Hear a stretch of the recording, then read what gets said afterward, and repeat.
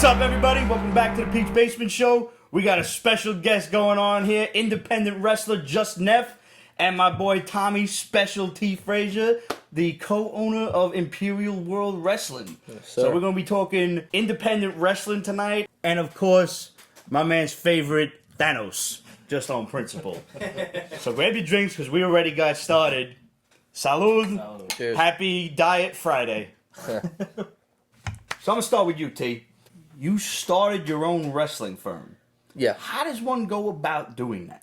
Well, for any diehard Pete's Basement regulars, if you guys remember, last time I was on this show, it was National Many Pizza moons Month. ago, yes. A couple years ago.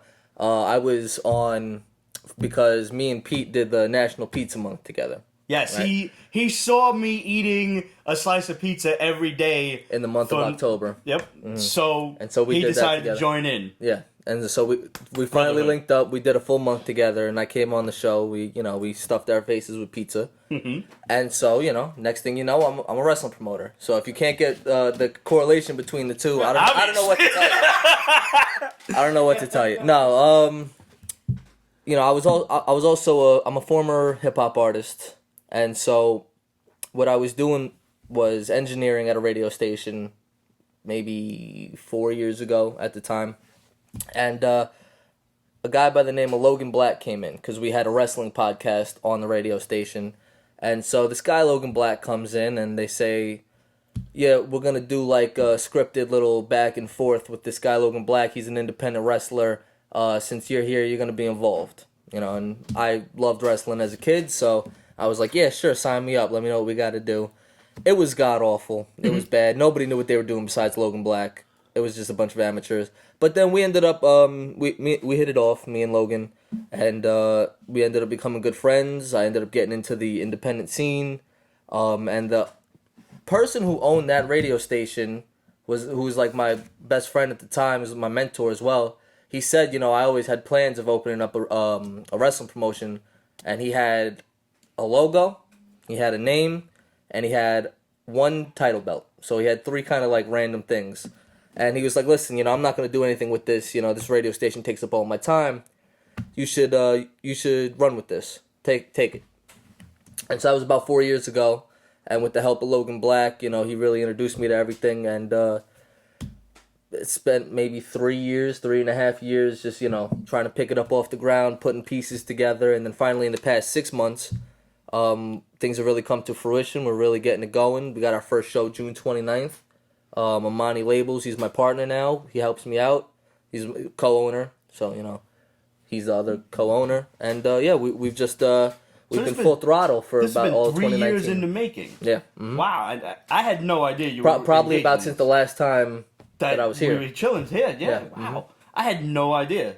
Yeah, that is really dope. To do it right and to do it at the level I want to do it, it takes a lot. It takes a lot more than just slapping together something and throwing it out there. Now you have a promotional video, I believe, on YouTube, right? Yeah, we got them everywhere, but we got one on YouTube too. Do you have a YouTube channel? Yeah. Mm-hmm. Is it Imperial World Wrestling? Imperial World Wrestling. So there's a nice, easy way to find that. And I watched that video that you had sent to me, and it looks like you got a lot of talent just right out of the gate. Oh, yeah. One of which is the gentleman over to my right, JustNeph, Brooklyn native. Where you from, man? Bensonhurst, born and raised. All right, nice. B-Hurst where the guns burst. That's what they call that.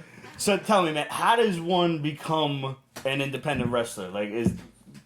It starts off as a love. You know what? I mean, a lot of it starts off as just a love for the business. I broke in originally going on, I think, around 9-10 years now.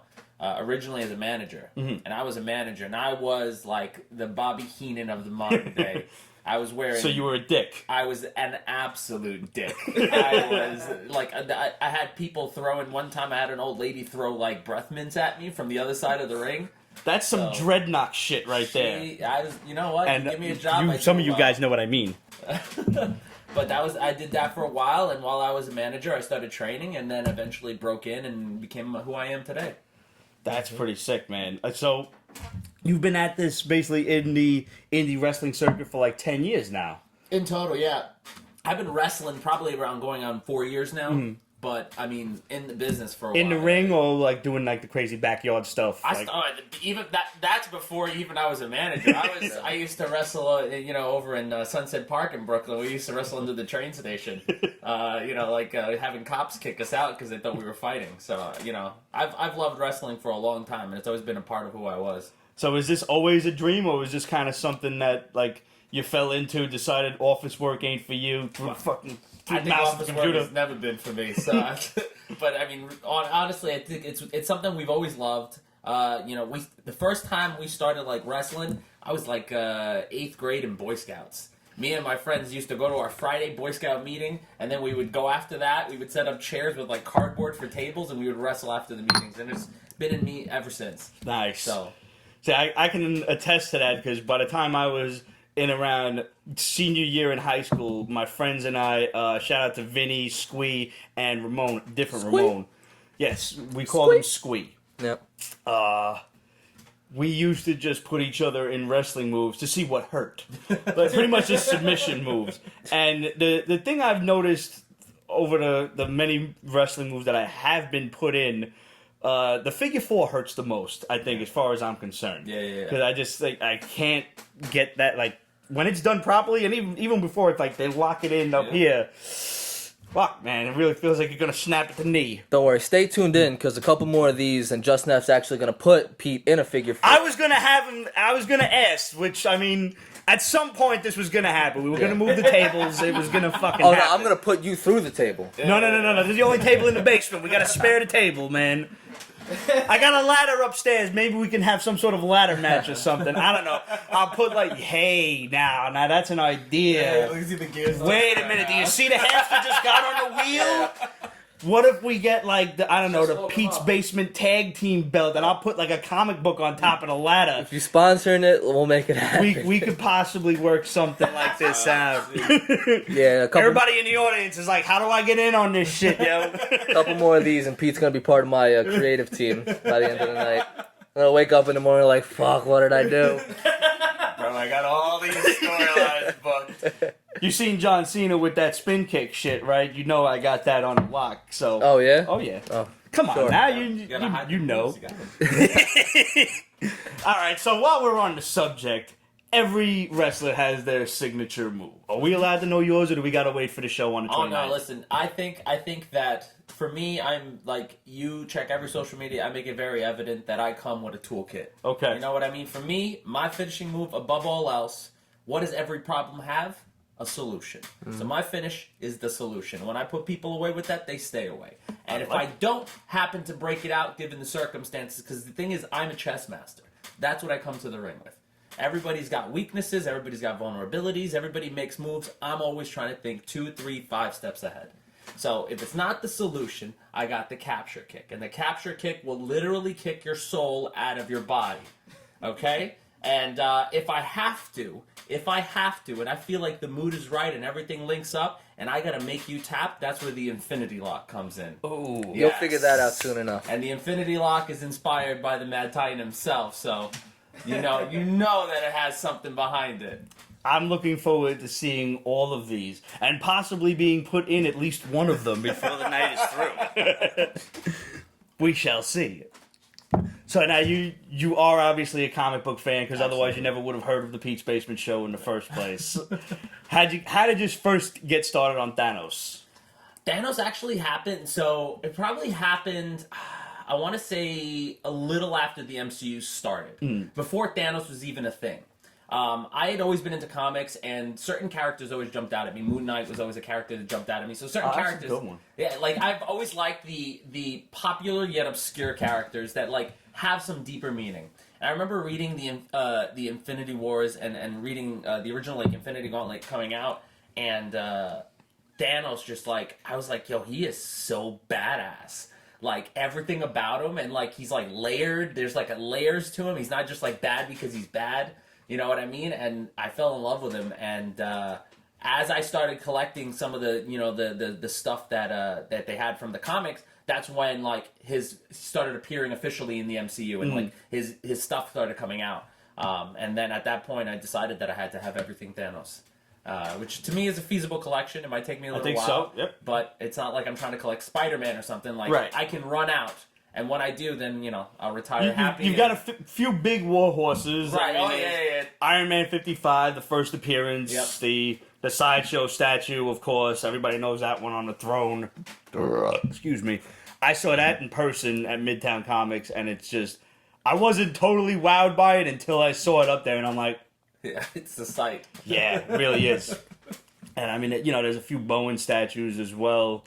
Thanos has always been one of those really fascinating characters, because like you said, he's not just in this to be evil. If anything...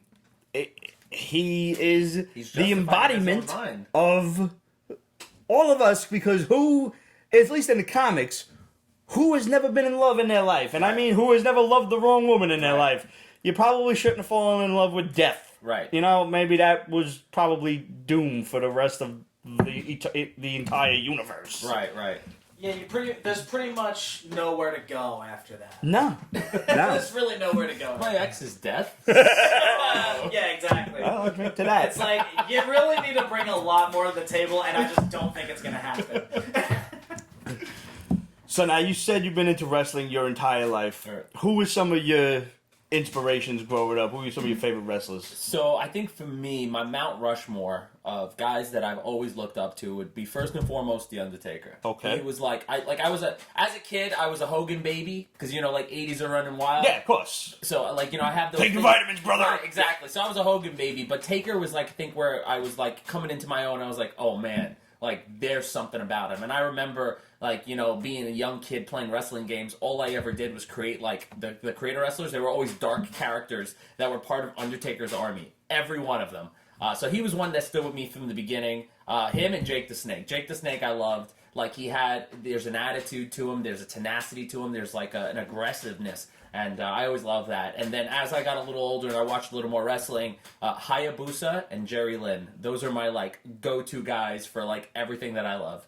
All right. Of course, everybody on my list I can never actually have a match with, but that's you never wrestle your heroes. So. That's true. But you can meet them, because I actually had the privilege of meeting Jake the Snake at a convention one time right here in the city, and that was a lot of fun. Unfortunately, didn't stick with him. I would say Roddy Piper was next to him, so I would say that's for about 4 years ago, give or take.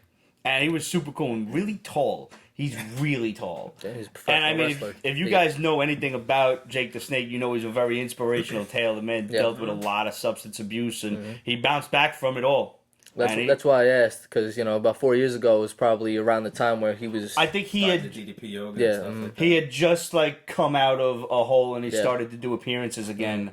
So. You know Diamond Dallas Page? Yes, definitely. I do. He if you know Jake the Snake story, that's Diamond Dallas Page is an integral part of that. Fucking saved his life. Saved a lot of people's lives. That Razor DDP Ramon yoga is fucking. That's some next level stuff. My cousin, who is a super huge wrestling fan, she finds out where all of these cats are going to be, and goes to the hotels and just stands there, just hoping to see somebody. But she had some pictures with Scott Hall at a recent show, and I don't remember what it is, if he was doing a signing at a comic shop or wherever he was. And I mean, the man looked great for knowing what he looked like only a few years ago in a wheelchair and everything, and so thin and barely able to stand. And God bless him, he looks absolutely fantastic. So here's to you, Jake the Snake, and all of these guys who put their bodies through hell and recover. David Peralta said he got to meet Jake 2 months ago. Very nice, funny guy. Awesome. Nice. I mean, even Ric Flair was on his fucking deathbed only a few weeks ago. Ric Flair's immortal. I sincerely hope so. There are if I ever have to go, let's say prematurely or something like that, or if I'm ever given the option, I would choose to give my life essence to two people: Betty White and Ric Flair. Ric Flair. We can't lose them. They just gotta keep going. They gotta outlive us all. Absolutely. I'm not thoroughly unconvinced that Betty White's not a vampire of some sort, but that's a story for another basement show. The only question we have to ask ourselves is what kind of a world we're going to leave for Betty White. Exactly. Actually, on that note, I saw a great meme the other day that was Keith Richards and his two very beautiful daughters. And it said, "This is Keith Richards, these are his daughters, and when they die, he will inherit everything." So now you have a lot of fights going on this card for the 29th. Yeah, it's a very stacked card. I'm very proud of it. What do we got here? Well, in addition to JustNeph versus Killian McMurphy, We'll get to that. that is only one of 4 Imperial Invitational matches. The Imperial Invitational, it's a tournament. Well, it's more of an invitational, obviously, but it's a tournament of sorts. It's going to be held once a year by Imperial World Wrestling, IWW. That's the name of our promotion. And so Neph and Killian, they'll be wrestling in one match. Logan Black, the aforementioned Logan Black, and Aaron Bradley will be wrestling in another match. Isaiah Wolf and Dorian Robinson, all the way out of Texas, they'll be wrestling in a third. And our main event will be Jordan Oliver, young upstart, rising star, versus Danny Limelight, who will be making his New York City debut. Never before seen in New York City. He's only wrestled out in California, out on the West Coast. He's making his debut in New York City. He's a phenomenal athlete. They'll be main eventing the show, so you want to come. It's historic. It's his first ever match in New York City. Booked by me. We got a stat card. That's just the Imperial Invitational. Anthony Gangone is wrestling in a match against a mystery opponent with which, if you have been reading the tabloids, you'll see it's been announced. It's former Impact star and former NXT star Bram. He's currently with Tried and True Pro Wrestling. He'll be doing a one-off appearance with us, so he'll be there. That'll be the special attraction match of the night. And Gordon Brothers will also be in action. And Anthony Silva, Kono, they'll also be in action as well. So it's a stacked card. We've got a lot going on. You got a female fight too, right? Yes, we've got Damaris versus the Ultraviolet. She's from House of Glory. And so that was a little change in participants. She'll be in that match now. We also have musical performances as well, because me being a former hip-hop artist, everything that's being done is being done through indie music. All the theme music for these guys, everybody's getting their own original music. That's cool. Yeah, because I've got such a strong network of independent artists, and I figure, these guys are in the same market as independent wrestlers. Why not help each other out? Absolutely. It made too much sense to me, so I'm putting on my indie fam in both markets, the wrestling and the music. So it's going to be a lot of indie performances, a lot of musical Basement Show happens performances. to know of quite a few talented musicians, so maybe we can talk about that we'll at a have to later talk time. about that. Hell yeah, definitely. Always looking for more. If any independent artists are watching, any bands, rappers, anybody, electro DJs, producers, we're always open. So submit your music. We're always looking to find new music to go with some of these talented indie wrestlers. But so it's going to be a lot going on that night. It's got a lot. So That's what you're fantastic. saying is Stacked I gotta card. finish a couple of songs then is what Yeah, you're that's pretty saying. much what I'm saying, yeah. Look at that. We're forming already. So now this show is going to be at Martin Luther on June 29th. Martin Luther School. It's over here in Maspeth, Queens. It's for any indie goers. It's in the same neighborhood as the Elks Lodge. A little bit down the way, maybe about 5-minute drive from the Elks Lodge. It's going to be the first wrestling event held there in over 10 years. That's cool. Yeah, definitely. We got the whole place. It's going to be set up real nice. It's going to look super cool. It's going to be a really great night. Really great atmosphere. What times the events go down? 7 p.m. All right. Doors open at 6.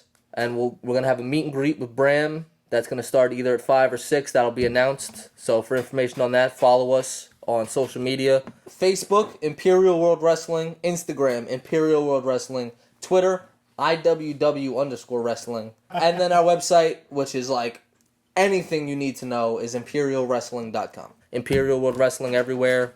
Super easy to find. Facebook, Instagram, Twitter. Super easy to find. And if anybody wants to come, how much are the tickets to get in? Tickets are $20 general admission, $25 for the front row. Front row's almost sold out. You got to go online for front row. But you could also buy tickets at the door, general admission or front row. But 20 and 25. Buy tickets at the door, or you can get them online. The link is all over our social media. So any information you need, just follow us on social media. Now here's the question on pretty much every Peach Basement fan's mind. Mm-hmm. Will there be booze?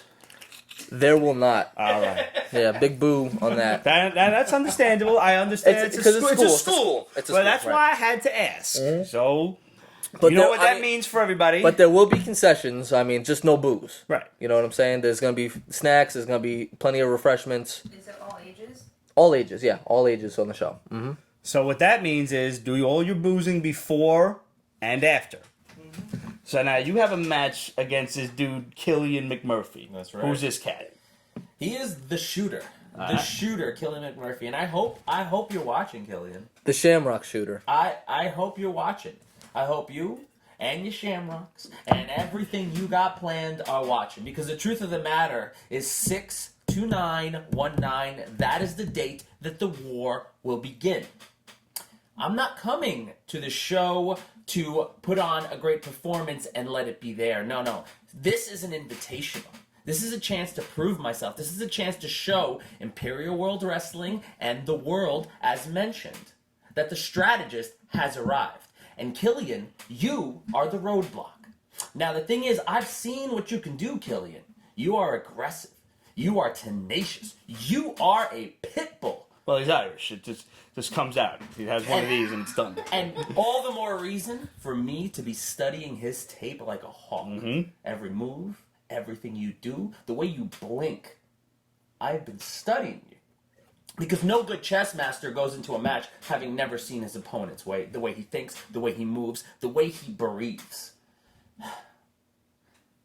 This coming Saturday, 6/29, the strategist will come against the Shamrock Shooter. And you guys are so blessed because you are going to see two major talents battle it out. And I'm bringing the solution. I'm bringing the capture kick. I'm bringing the infinity lock. And I'm bringing everything else in my toolkit that I have adapted specifically for you, Killian. So I hope you're watching. And I hope that you bring everything as well. Because I don't want no excuses when we leave it all out there. You don't sound nervous at all. Oh, nervous. Very confident. The guy who is nervous is the guy who is not prepared. And if there's one thing the strategist knows how to be, it's prepared. Hanging, I'm glad you said that. Hanging in my dojo, as I was training all those years ago, was a sign that read, "He who fears being conquered is sure of defeat." Exactly. I am the kind of guy who breathes Sun Tzu. I am the kind of guy... Glad you said that! Yes, the art of war! Yes. The Art of War is my personal Bible. Guys like General Patton, those are guys that I watch to go to sleep to. All right? I study the greatest generals because I want to be, and I am, the greatest general. When it comes to that ring, when it comes to wrestling, that is my battlefield. And I'm not coming with anything less. Understand your enemy. You want me, like, I just want to wave a Puerto Rican flag and just... Puerto Rican flag, Frazier. So in other words, can we count on you, Hannah, to be with us on... All right. There you go. Nice. That's what I want to see. Awesome. We will... The Pete's Basement Show will absolutely be there in force. Oh, fantastic. June 29th. Now, your t-shirt. Oh, yeah. Now, this is the logo that Pete's Basement popped up on their Instagram a few days ago when it was first announced that the strategist was coming to the Pete's Basement Show. Who designed the shirt? Who designed your outfit? Everything. I want to know. So my original gear design was done by Legit Fit Designs. It's a guy I've been working with for going on 4 or 5 years now. He's done a bunch of my gear. I look to people who say, I'm not an artist, but I have it up here. So a guy who can take it from up here and make it a reality, those are the people that I tend to vibe with.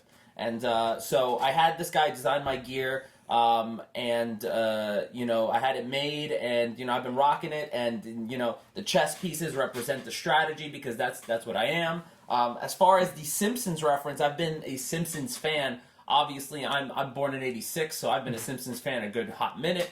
Bartman was always really, really cool to me. I've been drawn to guys with capes since I was a kid. So every character with capes. So when Bartman was kind of around and I was watching, Bartman was always one of my favorite characters. So I reached out to this guy Extra Cooler on Instagram. He does amazing art. If you guys look him up on Instagram, he does a lot of he draws a lot of the retro figures and stuff like that. Extra Cooler, yeah. Okay. And he does a lot of cool stuff like that. And I reached out to him and I sent him pictures of me in the ring and my promo shots. And I was like, dude, can you turn me into Bartman? And he was like, yeah, I got it. And he sent me this picture and instantly fell in love with it. He's super talented. I'm in love with that that logo. That's great. And it's really dope. Honestly, even the comic book logo going across the top is dope as fuck. I like And they've done that along perspective. with a lot of Simpsons stuff anyway. So that similar style, it totally fits perfectly. I mean, And you can this pick is these shirts up at Imperial World Wrestling 629. I will be selling these shirts. If you want to pick them up, they'll be on sale there. that was going to be my next question. How much for the shirts? $20 for the shirts. Fantastic. I got masks, I got headbands, I got the gear I wear to the ring. You can purchase it. You can be a little strategist. Have your little cousins around, running around like little JustNephs. Awesome. Love it. Awesome. Hope to see everybody watching on June 29th. You will Saturday. definitely See this see man Pete's kick some Basement ass. there. Salud, Pete's salud. Basement will be there, so come rock out Pete's Basement.